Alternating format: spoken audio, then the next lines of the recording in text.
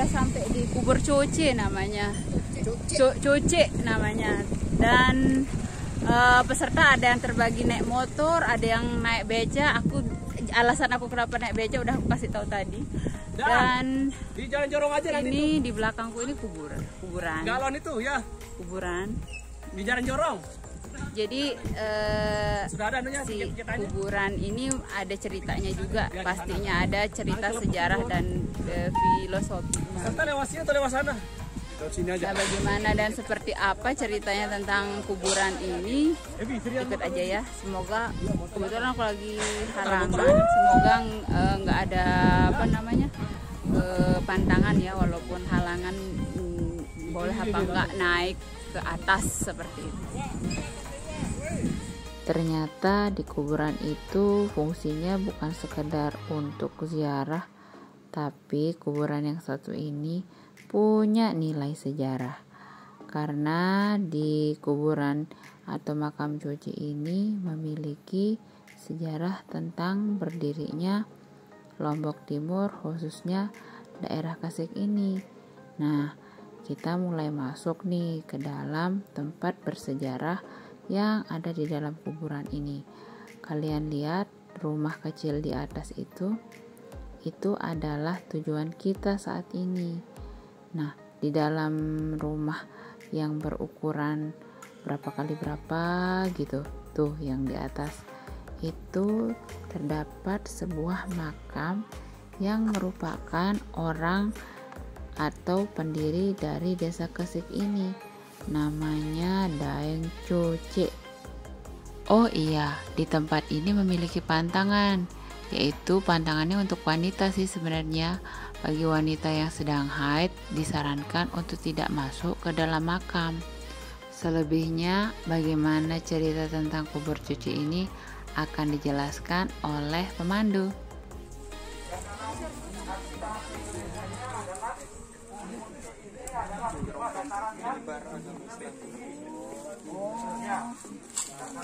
Kakaknya yang di Batu Layar. Mbak, kalau mau masuk aja Mbak.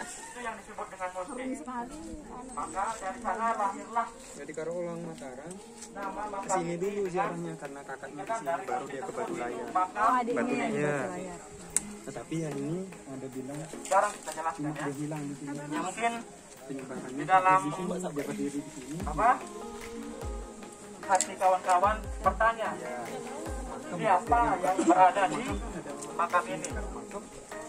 Ya, jadi sesuai dengan kepercayaan masyarakat yang ada di desa Kesik ini, bahwa yang dimakamkan di sini adalah salah seorang dari desa Kesik yang konon katanya beliaulah yang mendirikan desa Kesik ini. Ya.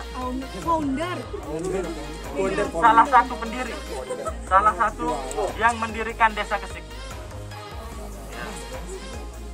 Namanya siapa tadi? Nah, nama dari beliau adalah Demung Coce. Kenapa dikatakan dengan Demung Coce? Karena tokoh-tokoh masyarakat, tokoh-tokoh adat yang ada di desa Kesik ini tidak ada yang tahu nama asli dari pemilik makam tersebut.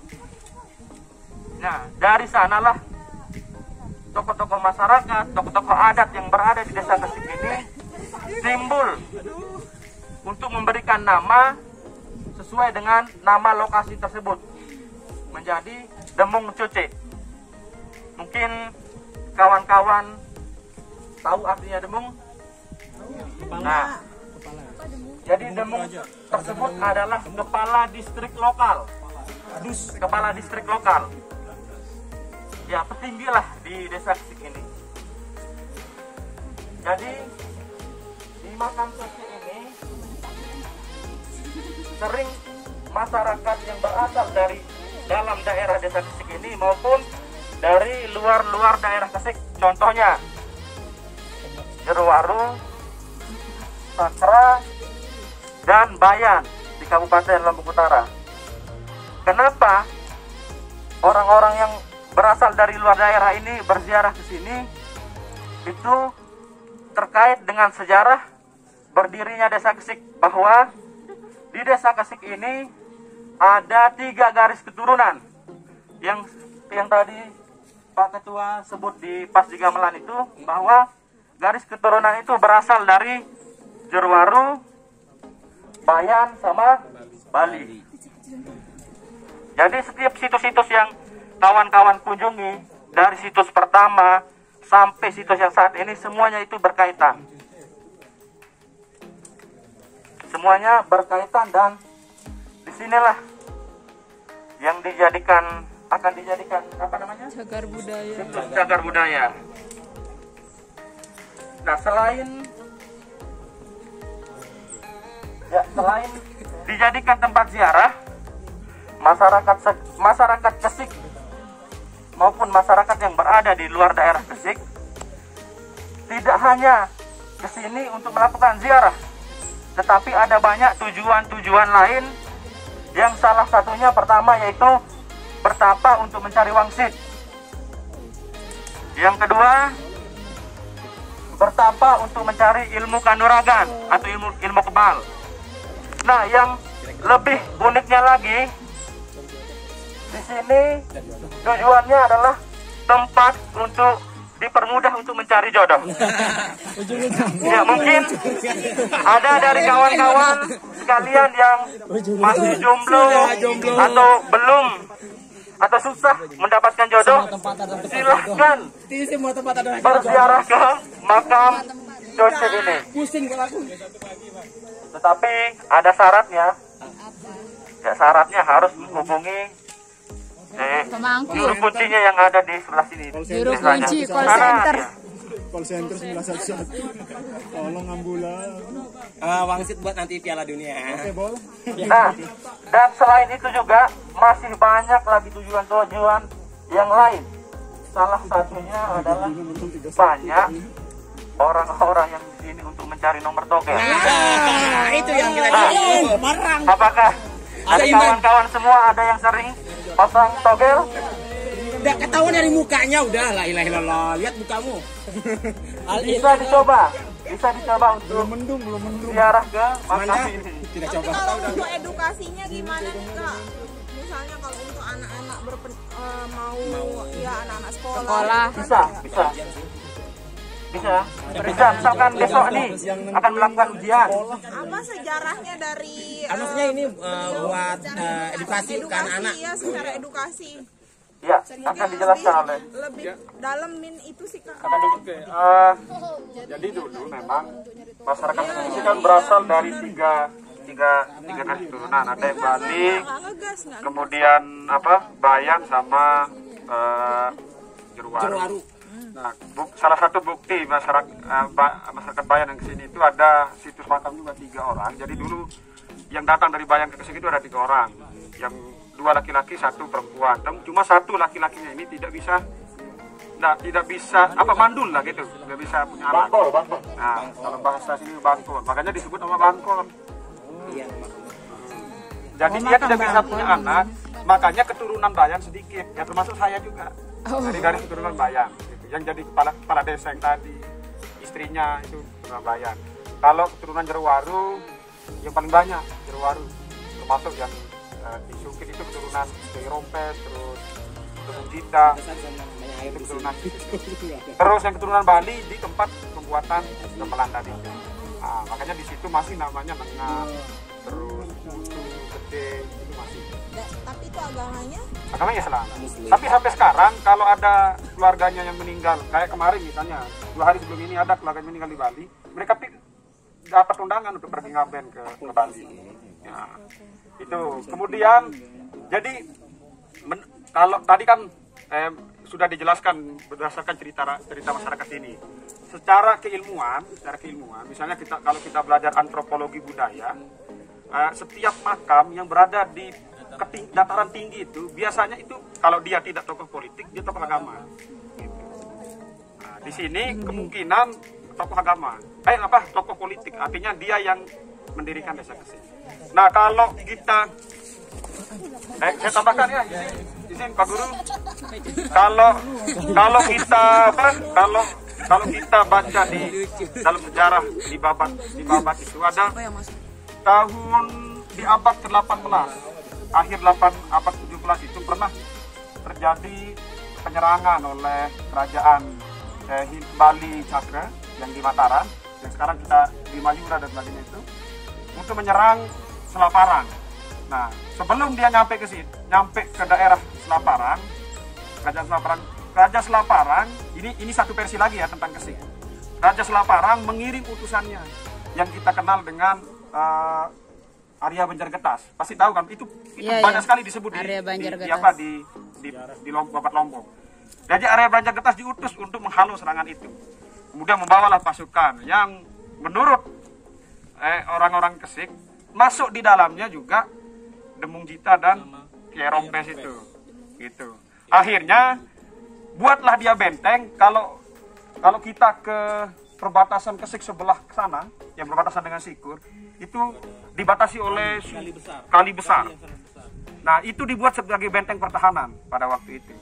Benteng pertahanan oleh utusan dari Selaparang ini. Kemudian setelah berhasil dia buat pertahanan di situ, kemudian dia pindah lagi Arya Banjargetas ini. Di banyak cerita di Babat itu, dia pindah lagi ke bagian Lentang Nangke untuk buat pertahanan juga di situ gitu.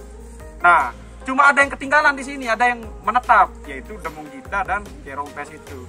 Itulah yang kemudian beranak pinak menjadi orang Kesik. Nah, baru masuk generasi kedua, yaitu orang-orang dari Bayam. Jadi ada dua versi, ada yang mengatakan Kesik itu berasal dari Jerowaru, Bayan, dan Bali. Ada yang bilang Selaparang, Bayan, dan Bali. Kalau Balinya karena ada masih situs-situsnya kan. Termasuk ada situs bekas kebun buah-buahan. Tapi tadi karena waktu kita tidak bisa kunjungi. Ada masih tempat mereka upacara dan sebagainya masih ada. Wih, berarti kaya banget. Nah, itu sedikit tentang Kesik. Cuma ini memang tidak ada yang tahu pasti siapa nama aslinya. Cuma julukannya aja, Demung Coce. Itu sebagian orang. Ada juga yang meyakini ini makamnya Kiai Rompes. Kiai Rompes. Kita kalau menurut cerita itu kita bisa selidiki ya, berarti masyarakat desa Kesik mulai ada pedesaan ya di abad 17, akhir abad 17-18. Kalau menurut beberapa versi di Babat itu. Cuma kan Babat tidak bisa dibuat sebagai data sejarah. Iya, nggak bisa. Nggak bisa, harus ada Pembantu. Nah, itu yang belum ada. Tapi pernah saya, mungkin teman-teman tahu Pak Uji ya, yang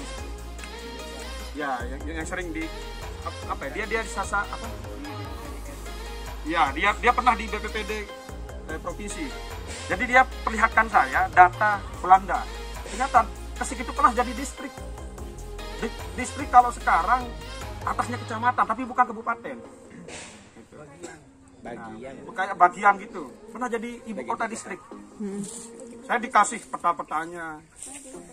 Dan Kesik dulu bukan Kesik yang sekarang. Dulu Pamotong, tahu Pamotong nggak? Ya, itu tahu. masuk ke Kesik. Makanya kalau orang Pamotong ke Kesik itu mereka bilang Ojok desa. Kami mau pulang ke desa. Kalau kami ke sana, kami bilang lalu Pano. Pano itu kosakata untuk orang yang mau pergi ke sawah. Pano. Makanya tapi pecah di tahun 72. Secara administrasi menjadi Kesik yang sekarang. Makanya banyak juga orang-orang Kesik juga keturunan di situ. Oke, itu aja mungkin. Oke. Ini memang sejarah paling panjangnya di sini. Termasuk ada situs makamnya Kiai Demung Jita ya. Demung Jita di Dangah, kubur Dangah. Tapi karena jauh akhirnya kita ambil ke sini. Lain kali lah kita ke sana. Nah, itu dipercaya sebagai asal mula orang Kesik. Oke, itu mungkin tapi kalau cerita-cerita mistis banyak sekali.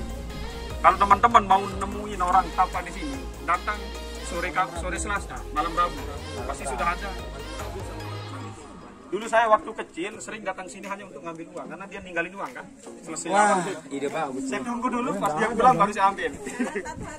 Catat. Oke. Oke teman-teman, masih semangat? Masih dong. Tadi kita sudah melihat banyak sekali alat musik dan